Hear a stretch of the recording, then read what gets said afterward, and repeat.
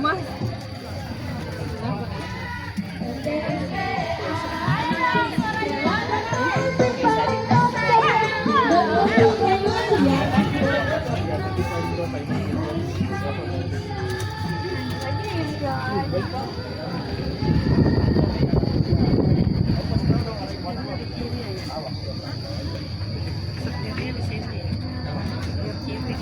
Ya baik, selamat siang semuanya Bapak Selamat dan Ibu siang. sekalian ya. Di sini pun saya akan menjelaskan atau menjadi guide, menjelaskan beberapa objek dan juga sejarah dari Kebun Raya Bogor. Yang pertama dimulai dari usia Kebun Raya Bogor yang saat ini untuk usianya sudah mencapai 207 tahun. Dibangun di tanggal 18 Mei pada tahun 1817. Memiliki luas sekitar 87 hektar dan itu masih di luar dari istana. Untuk pendirinya peneliti berkebangsaan dari Jerman, namanya Profesor Renwan. Total juga di dalamnya ini ada sekitar 11 sampai dengan 12.000 tanaman. Dan itu semua sudah dikelompokkan sesuai dengan suku maupun juga jenisnya masing-masing. Untuk objek yang pertama dilewati pun di area seberang kanan di sana itu ada Istana Bogor ya, Bapak Ibu, dengan juga perbatasannya dari Danau Gunting namanya. Ada danaunya. Untuk istana yang tersendiri itu nampakkan dari bagian belakang dengan memiliki luas 28 hektar. Dan untuk usianya sendiri ini sudah mencapai 279 tahun yang didirikan pada tahun 1745. Ya, untuk rusanya sendiri adanya di halaman depan ya. Jadi terlihat hanya dari bagian jalan Ini raya. halaman Ya. belakang ini. Ya, ini halaman belakangnya. Jadi rusanya tidak terlihat. Sekaligus ini masuk ke bagian koleksi bambu ya, Bapak Ibu, ada berbagai macam koleksinya. Kebonawi. Dan ada makam Belanda juga di dalam area samping kiri atau di area bambu ini. Ada kurang lebih total sekitar 42 makam Belanda. Mereka rata-rata meninggal akibat terkena wabah malaria. Ya, di area samping kiri untuk makam Belandanya. Itu orang Belanda semuanya.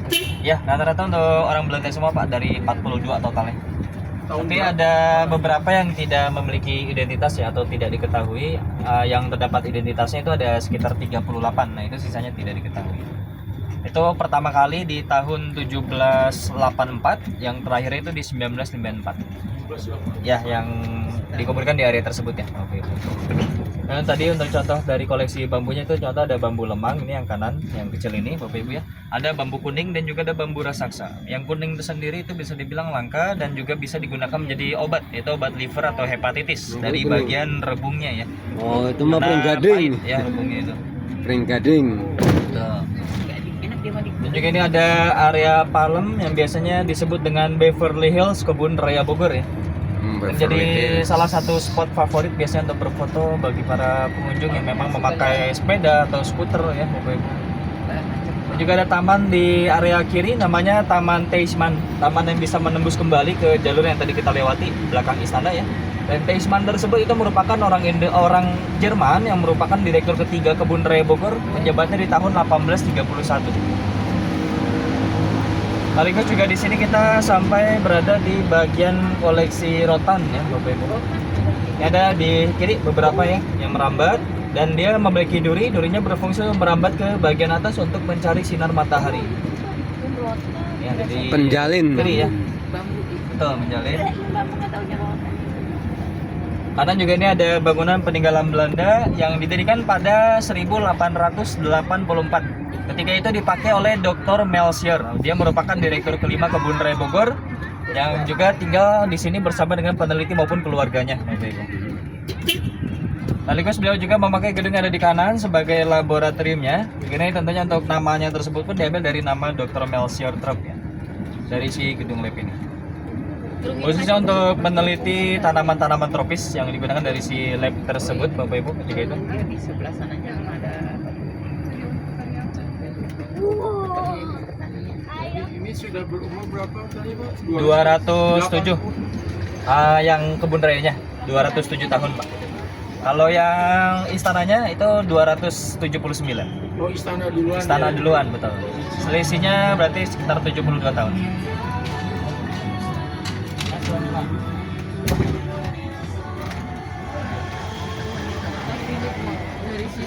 Ini ada monumen Lady Raffles. Monumen ini dibuat untuk mengenang istri dari Thomas Raffles yang meninggal akibat terkena wabah malaria. Itu di tahun 1814 meninggalnya, Bapak Ibu. Ada orang Kerawang? Orang Kerawang ya? Bogor, ya ketika itu. Wabah malaria di mana sih? Di Kota Bogor khususnya, di sini ketika itu ya.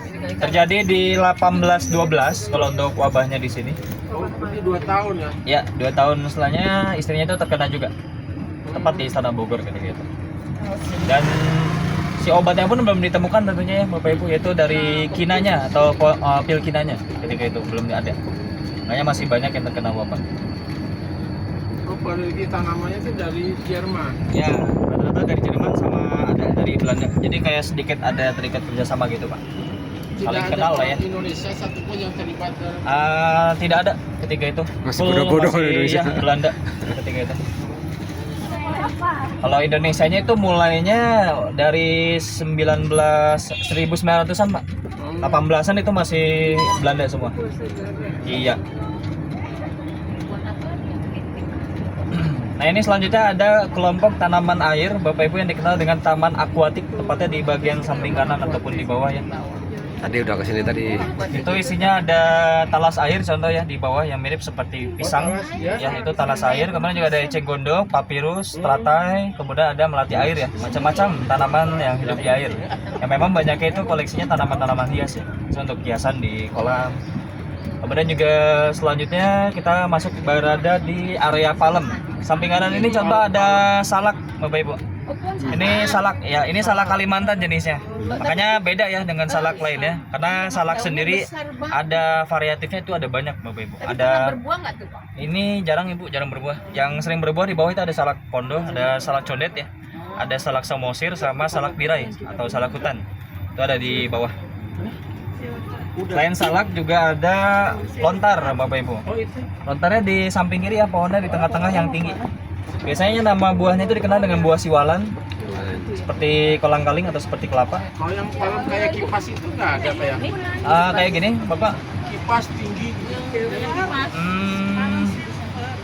Kalau kipas sih biasanya kayak gitu tuh, si daunnya dilihat. Silver namanya. Ada paling yang ini ya, sama hampir sama itu ada palem sading atau palem sedang. Itu hampir sama sih daunnya kayak kipas juga. Tapi dia lebar-lebar besar gitu. Dan lagi di bagian samping kanan ini ada koleksi randu, pohon kapuk Bapak Ibu. Randu kembar ini contoh di usia 104 tahun. 104 tahun tontonan di 1920. Bomba seba dari Amerika tropis ya Bapak Ibu, atau sekitar Amerika Selatan. Dan selanjutnya masuk Taman Asrit. Ini taman utama Kebun Raya Bogor Bapak Ibu. Atau taman terluasnya juga bisa dibilang di area Kebun Raya Bogor ini. Dan untuk nama Astridnya itu diambil dari Ratu Belgia yang berkunjung ke sini di tahun 1928. Di atasnya juga itu ada restoran Bapak Ibu yang dibuka untuk umum dari jam 8 pagi sampai dengan 7 malam.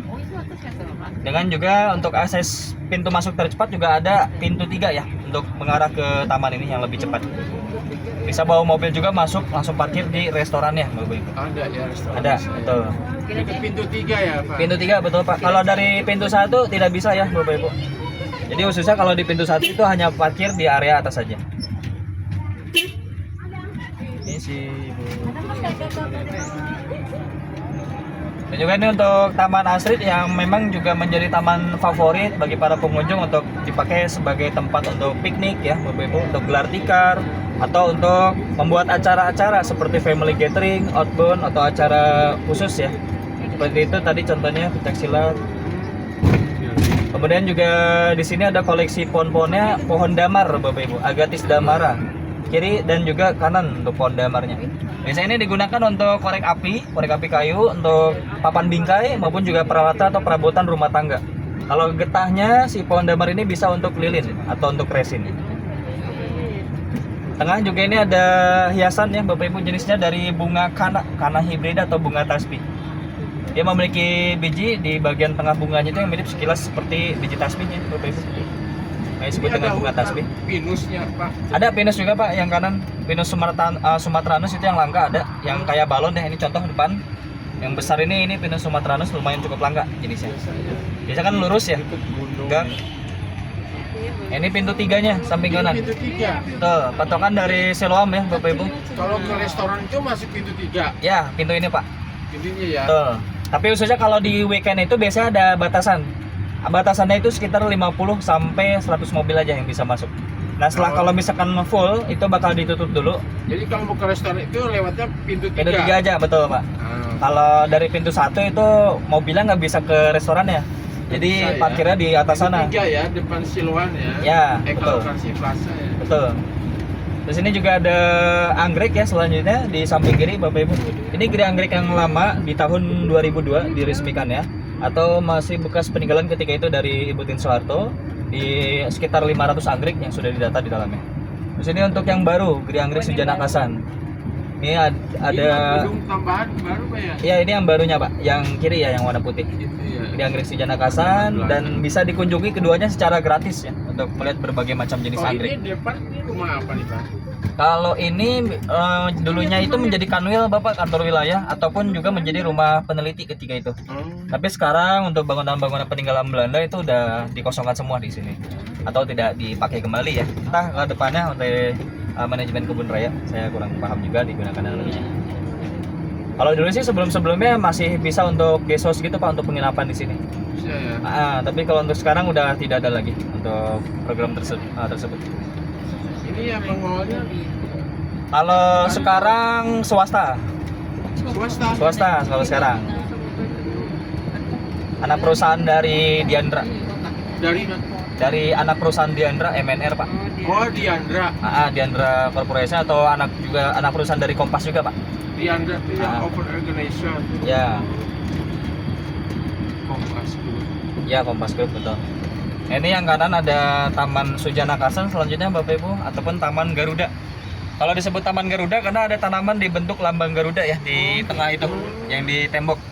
Terus kalau untuk Sujana Kasan itu merupakan orang Indonesia pertama yang menjabat sebagai Direktur Kebun Raya Bogor tepatnya di tahun 59 Bapak Ibu. 1959. 1959. Nah, baru di situ kebanyakan memang udah Indonesia semua Oh, penelitiannya. orang mana tuh yang tahun 59 pertama? Itu kalau orang aslinya sih saya kurang tahu Bapak untuk dia tinggalnya. pertama, Tapi ya? orang Indonesia pertama dia, Direktur. Bapak Sujana Kasan namanya. Oh, sampai sekarang?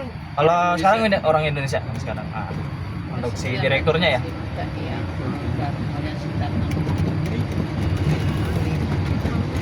Ini berikutnya kita melintasi jembatan Surya Lembayung, di bawahnya ada Sungai Ciliwung Bapak Ibu. Sungai Ciliwung. Ini Sungai Ciliwung yang tentunya memang langsung mengalir ke Depok atau Jakarta ya. Oh, ini Istilahnya yang suka ngirim oleh-oleh lah ya. Oh ini. yang suka ngantuk. Yang suka kirim-kirim tuh lah. Iya ini Pak. Iya suka ngirim lah. Nah, Ada bisa dipakai buat kalau buat arum jeram sih masih bisa, cuma bahaya juga Pak. Biasanya suka tiba-tiba ada air gitu ya. Air bah. Air bah gitu. Betul. Karena ketika itu pun pengunjung Kebun Raya Bogor ketika di tahun 80 itu masih bisa ke bawah. Cuma semenjak ada kejadian yang terbawa hanyut itu jadi tidak diperbolehkan lagi. Betul. Yang dokter betul Ibu. Yang di Kebun Raya Bogor selain Sungai Ciliwung ada sungai apa nih kayak? Udah sih Pak ini aja. Oh, ini aja. Ya, ini berada memang pas di tengah-tengah kebun raya istilahnya. Ini juga memang bisa diistilahkan menjadi penyekatnya dari Kebun Raya Bogor yang terbelah menjadi dua bagian. Ada area kiri sana ya Bapak Ibu, sama area kanan sini. Berarti ini waktu zaman Belanda dulu Pak? Nah kalau di zaman Belanda sendiri itu belum ada area kiri sana Bapak. Belum ada ya? Belum ada, jadi masih area sininya aja atau bisa dibilang setengahnya dari 87 hektar. Oh, setengahnya. Berarti sekitar 40 hektaran lah ya. Emang Cikapaka udah dibangun sama Belanda ya? Awal kalinya memang udah ada di zaman Kerajaan Sunda dulu si lahannya ini, tapi dirombak lagi oleh peneliti dulu dari Jerman maupun juga Belanda. Dijadikan tempat untuk penelitian atau menyimpan sebagai rempah-rempah ataupun untuk yang diperjualbelikan ketika itu di zaman VOC Pak. Ini kalau yang kanan pohon jodoh Bapak Ibu. Karena ada sepasang pohonnya beda jenis, ibaratnya cowok dan juga cewek yang sedang berdampingan. Ya, ini ibaratnya kalau untuk yang cowoknya itu yang kiri ya Bapak Ibu. Karena merah kayak cowok ya tekstur pohonnya. Kemudian juga yang kanan itu ada pohon beringin yang ibaratkan sebagai ceweknya. Yang kirinya meranti termasuk kayu keras juga. Itu biasa untuk kusen ya Bapak Ibu. Bahan bangunan lah ya. Oh, ini yang sama ini yang bulat tinggi nih. Kalau yang mana, Pak? Ini nih. Kalau yang ini, yang kiri. Ya, Kalau yang kiri ini jenisnya masuknya meranti juga, ada meranti balengeran, meranti tembaga. Ini semua Wow. pokoknya meranti di kiri ini, Pak. Yang tinggi ini pun, Oke. yang besar itu meranti. Yang langka meranti balangeran ini, meranti balangeran yang kecil ini. Bang Iran. Ya, yang kanan ini. Jadi ini sebelum Belanda masuk juga sudah ada. Memang hutan iya.